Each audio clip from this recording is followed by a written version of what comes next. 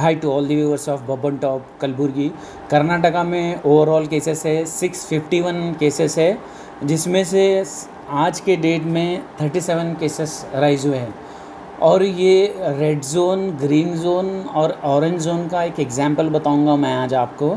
गुलबर्गा जबकि लगातार केसेस बढ़ रहे हैं, आज की डेट में 63 केसेस है, 2 केस तो आज ही बढ़ गए हैं उसमें। दावणगिरे ग्रीन जोन में है, जबकि उसमें 32 केसेस है, आज की डेट में 2 केसेस बढ़े और 2 डेथ है उसमें दावणगिरे में, वो ग्रीन जोन में है।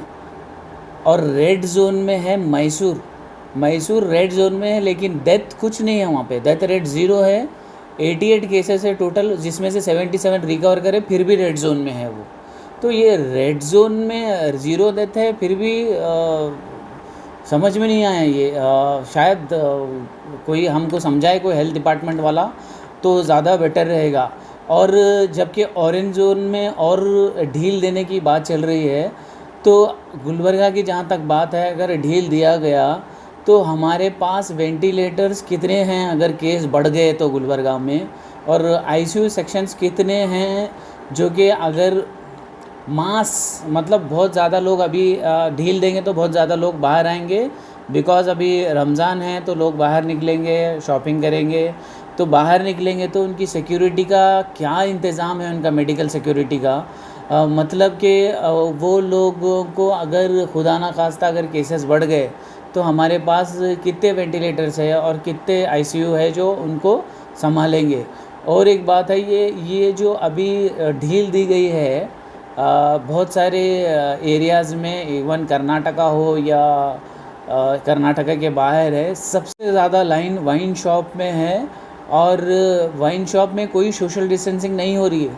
वही अगर दूसरी जगह जो कॉमन आदमी अपनी दवा लेके जा रहा था या कोई सब्ज़ी लेने जा रहा है, उसके हाथ में थैला है, तो भी बुरा पुलिस मार रही थी।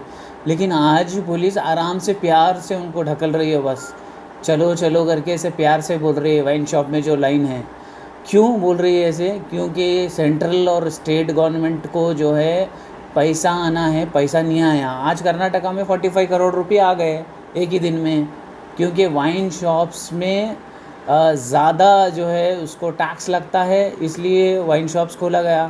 केंद्र में जो सरकार है वो स्टेट गवर्नमेंट को पैसा नहीं दे सकती, डायरेक्ट पैसा दे सकती, तो सोशल डिस्टेंसिंग का कुछ भी उल्लंघन नहीं होता।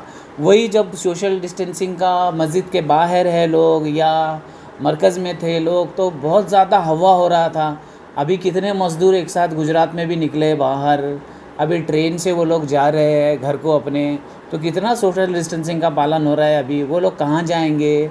उनकी टिकट का भी पैसा मांग रहे थे, फिर उसके बाद पॉलिटिक्स हुई तो अभी टिकट ट्रेन फ्री कर दिया गया उनको।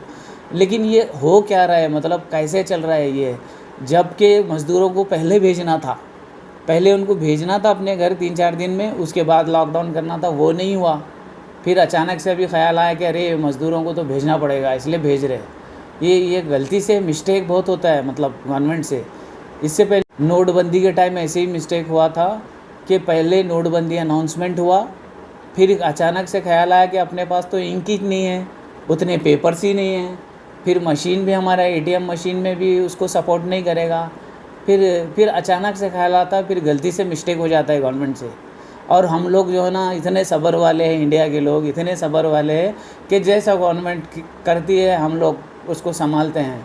तो हम चाहते हैं कि जो भी गवर्नमेंट में जो ऊपर के अधिकारी है वो गौर से सोच समझ के कोई डिसीजन ले। तो हम तो चाहते हैं कि कहीं भी कुछ भी डिसीजन ले, लेकिन हमारे कर्नाटका में कम से कम ये जो रेड जोन, ग्रीन जोन और ऑरेंज जोन को अच्छी तरीके से कोई आके डिफाइन करे तो पता चलेगा। और गुलबर्गा में अगर कुछ केसेस बढ़ गए तो इसका ज़िम्मेदार कौन होगा? अगर शॉपिंग के लिए निकलेंगे तो रमज़ान में ज़्यादातर मुस्लिम्स निकलेंगे, तो क्या ब्लेम मुस्लिम्स को करेंगे फिर इधर? तो इससे पहले कि ये ऑरेंज जोन में ढील दे, मैं चाहता हूँ कि हमारे यहाँ के लोकल के जो पॉलिटिशियंस है, सोशल वर्कर है, अच्छी तरीके से बात करें। यहाँ के जो भी डिस्ट्रिक्ट एडमिनिस्ट्रेशन, उनसे खुली तरीके से ओपनली बात करें कि अगर आप हमको छूट दे रहे हैं तो छूट देने के बाद हमको जो है ना इल्ज़ाम नहीं देना। जैसे हमेशा जो है ना, जहाँ भी इंडिया में कुछ हो रहा है तो जो कुछ भी होता है तो ये मुसलमान जो है वो सोशल डिस्टेंसिंग, फिज़िकल डिस्टेंसिंग का पालन नहीं कर रहे, ऐसा नहीं होना इस बार। तो इसलिए अच्छी तरीके से ओपनली बात करो, एक स्टेटमेंट देने के बाद ही हम लोग ऑरेंज जोन में हम लिबर्टी से घूमेंगे, ऐसा करके उनसे ले लो। और जो भी कंटेनमेंट जोन है गुलबर्गा में अभी, तो ये हम लोगों को सीखना चाहिए आंध्रा से, महाराष्ट्र से और दिल्ली से। दिल्ली में और आंध्रा में क्या हो रहा है, जो कंटेनमेंट जोन यहाँ पे बहुत बड़ा एरिया को कवर कर रहे हैं हम लोग, वहाँ पे क्या कर रहे हैं, जो गली में है उतना गली ब्लॉक कर रहे हैं, या कोई बिल्डिंग है वो बिल्डिंग को ब्लॉक कर रहे हैं। यहाँ क्या कर रहे, एक फैमिली में हुआ मोमिनपुरा, तो पूरा 4-4 होटल से पूरा एरिया कवर करके बड़ा एरिया को कंटेनमेंट जोन बनाए।